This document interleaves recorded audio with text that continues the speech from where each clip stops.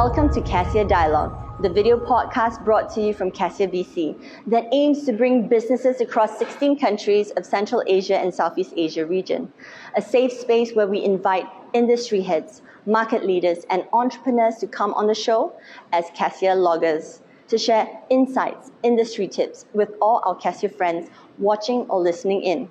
And also with the intention to inspire, open up new conversations to ignite possibilities to dream again. And if you're a Cassia member, you will have access to the VIP lounge where you will receive mindset tricks that have helped them succeed in these trying times. But most importantly, offer suggestions on how you can scale and transfer across the 16 countries with sensitivity and finesse. Location, courtesy of Ikigai at the River Walk. Hello everybody, this is Chrissy Chu. Welcome back to Cassia Dialogue. Today, I'm extremely honored to welcome to you Mark Barnabas Lee.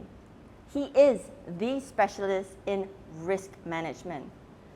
His specialty is in the space of privacy and data protection.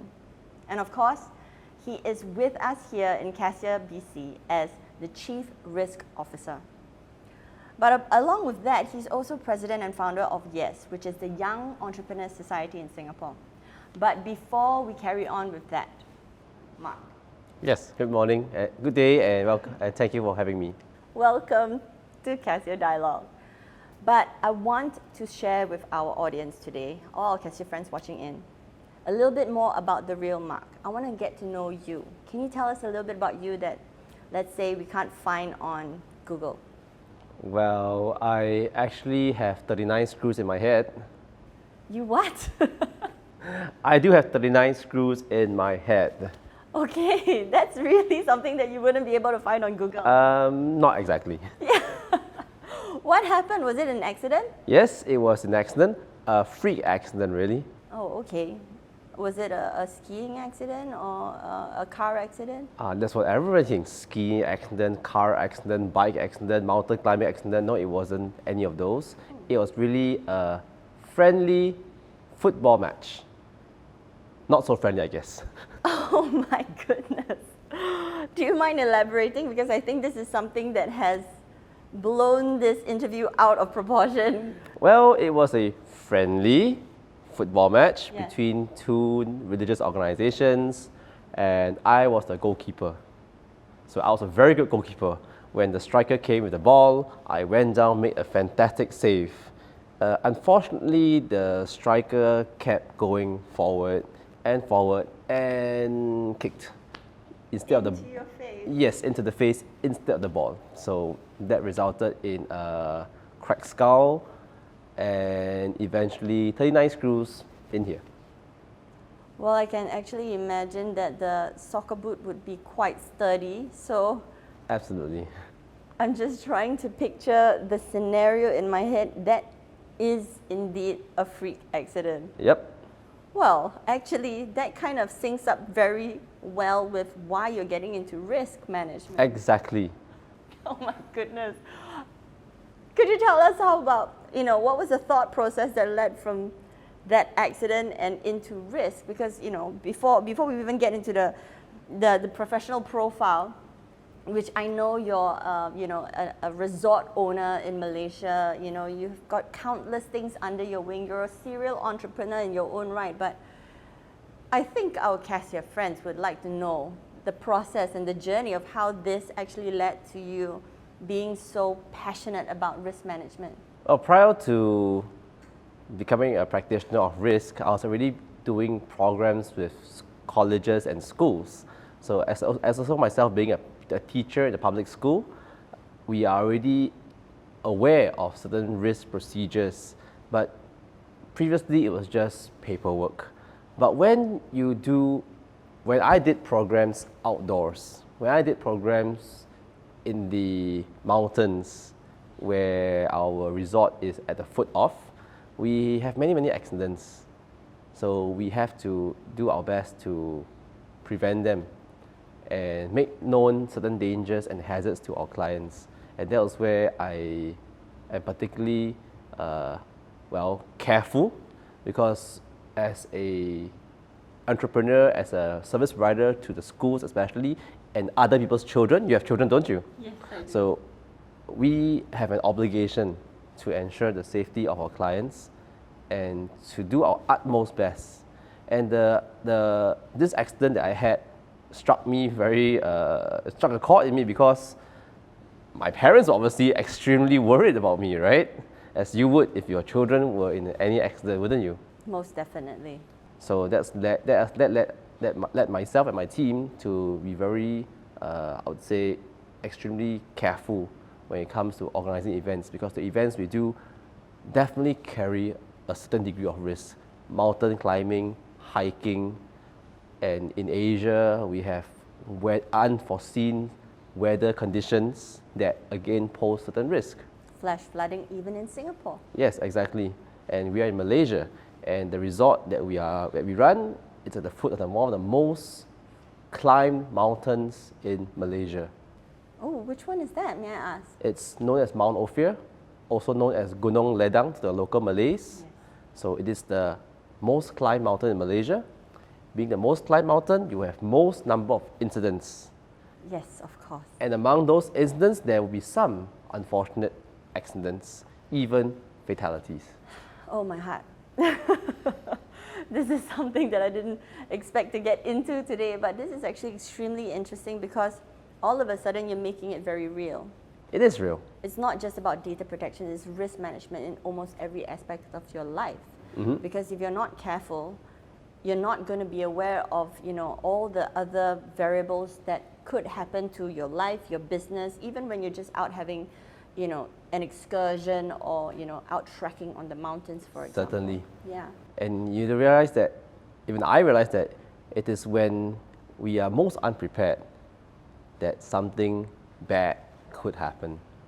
And as the saying goes, most accidents happen in your most comfortable and locations, which is your home. Yep. Because you're not prepared. You're thinking that it's a safe environment.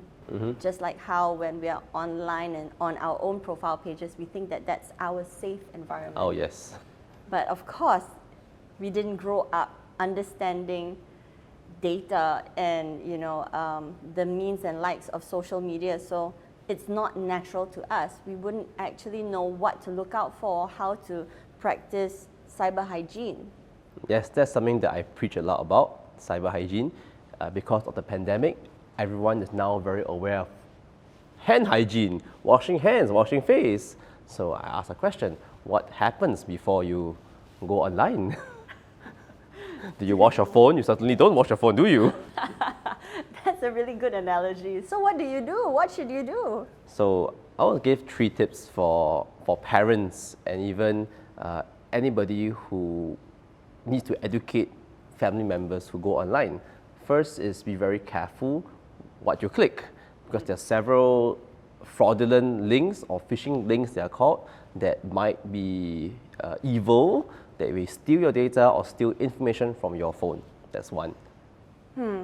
So the other thing is, sometimes you receive, again, emails that contain these links as well. So make sure these emails are from verified sources before you respond to them, take any action, or again, click on any of these links. So what happens if you do click on it? Sometimes you're running on autopilot and you're not even thinking about it. You're just trying to clear your mail as fast as you can and you accidentally click on something. Switch off the computer. Simple solution for a simple problem, or a common problem, really. Switch off or turn off Wi-Fi. Yes, because if you are not connected to the internet, then you have no internet risk. Then how do you cleanse it in so many words? Cleanse, I would say there's one way. Cleansing is probably, it's a very deep word in cyber, but I would propose that anybody that goes on social media be mindful of what they post on social media, because that could come back to haunt them later in life, perhaps. Oh, that's a very good tip number 2. That's tip number 3, actually. Oh, that's tip number 3. So first, be very careful not to click on any links. Second, when you receive emails, be very careful to verify the source before taking any action. That may include clicking or sending money or calling somebody or giving information. Number 3, be very careful or mindful of what you post on social media. I think that's actually something that we assume to be common sense, but when we're in that scenario, more often than not, nowadays advertising and storytelling online can be so convincing. I like the way that you said when you send money across. I also realized recently that there's been a lot of donation drives. Several. So if it's not from a verified host, I guess the answer is do not comply. Yeah, because, well, money is hard earned, and we know that in many economies, people work very hard, and it is really unfair that these fraudulent, evil people make efforts to steal the money and make away and get away with it. So really, I really want to advocate that cyber hygiene is something that should be taught in schools, not just to professionals, but even to the elderly folks who are online, and more so the younger people from school, because that's typically not a topic done in school. Well, I think technology sure is advancing faster than our ability to evolve into this situation. Yes, it's very new. And I like the way that you bring on the concept of bringing all these into schools, perhaps as an elective, perhaps as a game, perhaps as part of the curriculum. But I think this is very important because predominantly the age group that are online most of the time are these young children. Absolutely. Today, I know parents who pass the smart computer or iPad or phone to a child as young as what, 2 years old? Ooh, that would be outsourcing parenting. Absolutely. And many of them just give them the smart device and go on YouTube, self-entertain, and they start clicking on things. And they are probably more well connected than many of us. I think that's quite true. So cyber hygiene has to be taught, and I really want to advocate it. And we look forward to seeing a lot more education from not just at the corporate level, but also at the college and school level, the grade school level. Well, having said that, how has your journey, in this area and your expertise led you into Cassia BC? Like, what is your role here, and how can we actually benefit from this? I mean, we all know that risk management is not exactly the sexiest topic to talk about, but at the same time, it is so important, especially for the younger generation that are born into technology. They have to be able to navigate these waters, right? But what is your role, and how can we benefit if we are coming in as Cassia members from about this area? Well, risk management is indeed not the most exciting topic, and most people would shun the risk manager or the risk director as, oh, you're pessimist. So I've got that many times. Why are you so pessimistic? But that's my job to be pessimistic, because our job as risk managers is really to provide oversight for the organization, to think of all possible hazards that can happen.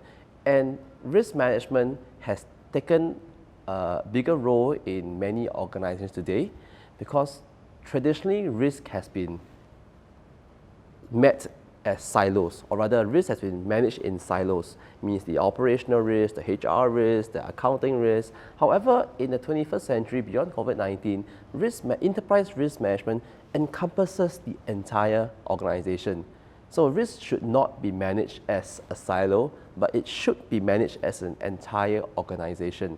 And sometimes, because of our legacy, we may tend to look in silos. So the role of the new age risk managers is really to help the business owners make better decisions, knowing the risks that they have around them. So my role in Cassia BC is really to provide perspective, to provide options, to provide possibilities, so that business owners and even people in our team can make better decisions, knowing the risks they can encounter while running their businesses. I think you framed it up really well in describing it as how we usually work in silos, especially for startups that are, starting the business anew. They're always focused on how to build, how to scale. That's actually the most important bit of building a foundation that everything can grow from, because risk covers everything. Yeah. It should be looked upon as an organization. Absolutely. And risk management actually helps to prevent what we call zero-day errors, which means that when businesses start, they bring with them a risk from day zero, and that is pretty scary. And it's very common for many tech startups to, if they do not do a proper risk management, they introduce zero-day risk in their businesses.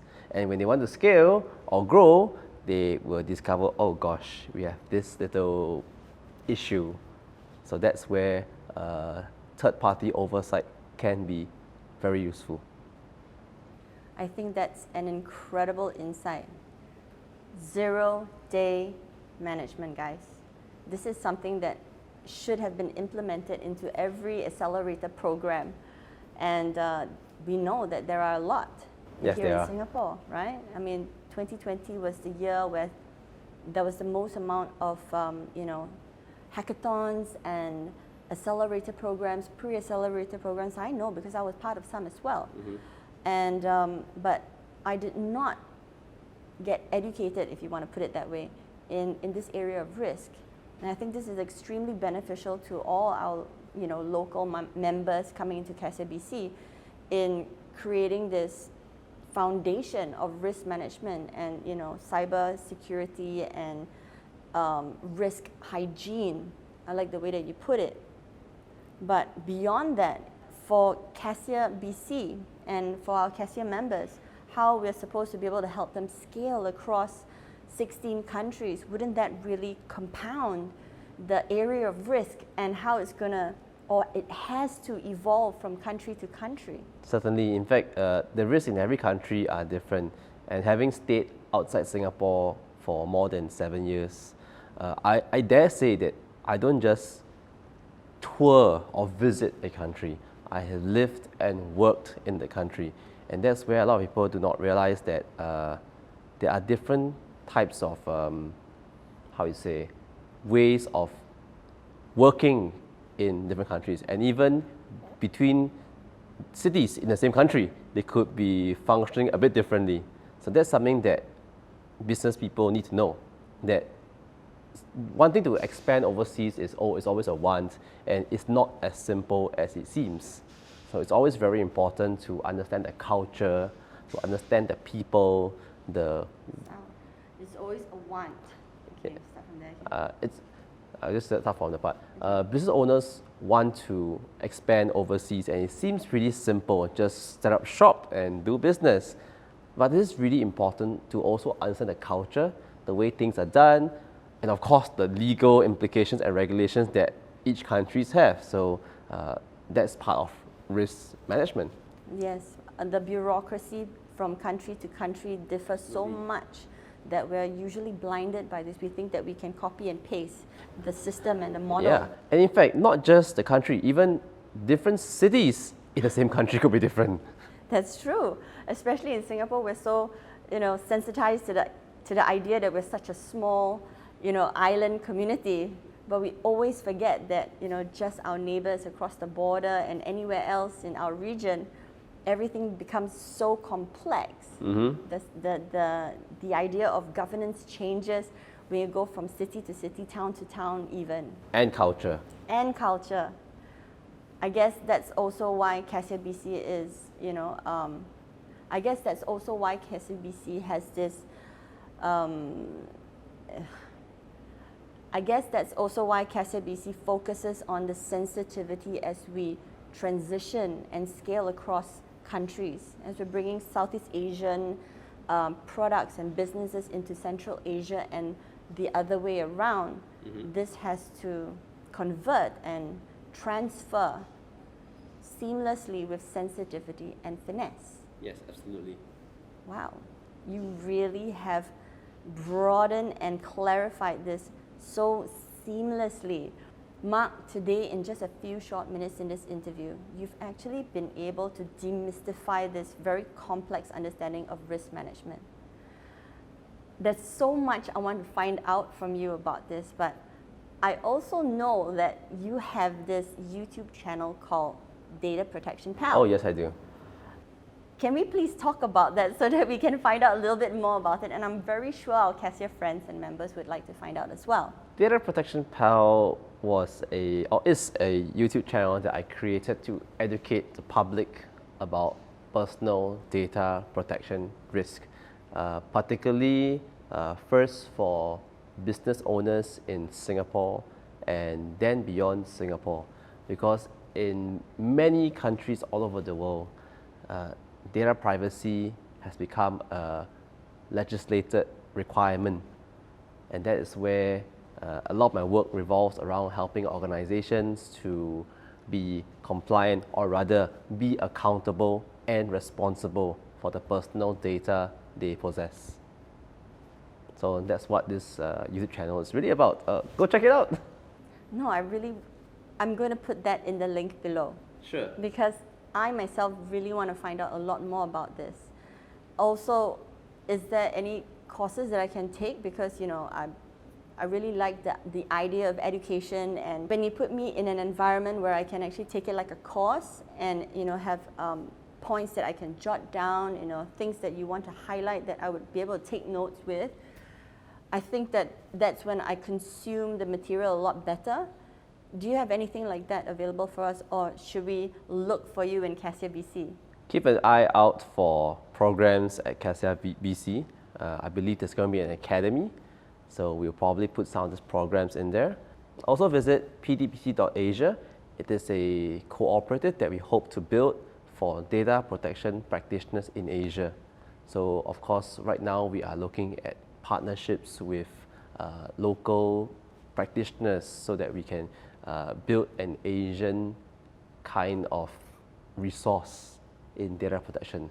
Because I believe that the way we Asians handle data and governance is a bit different, and governance is a very important part of our business as well. No, that's very true, especially in Asia, when we actually create anything, we're always very sensitive to tradition and culture. Mm-hmm. And I think that's the difference that you're talking about here. Yes.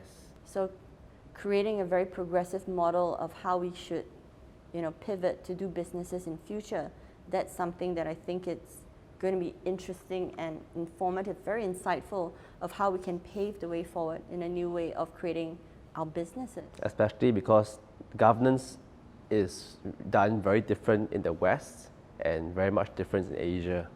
So that's where we hope to play the bridge to allow the West to understand us in Asia, as well as to have Asians who want to do business. As well as to have Asian businessmen to be able to understand how the West handles governance, compliances, and regulations. So we hope to really be the bridge for businesses from East and West and vice versa. That's really amazing stuff, Mark. Well, I actually don't want to let you go because there's so much I want to find out from you, but I'm really cautious about our time here and respectful of the time that you have spent with us.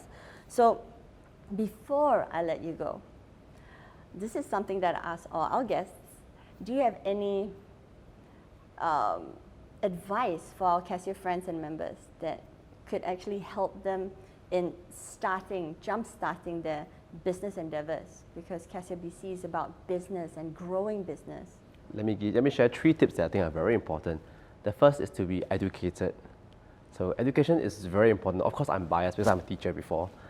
But really, if you're going to expand your business beyond your comfort area or your current area of work, knowing your target market is really important. Not just the type of audience, but the governance, the laws, the compliances, the rules. So that is really important. And of course, the culture.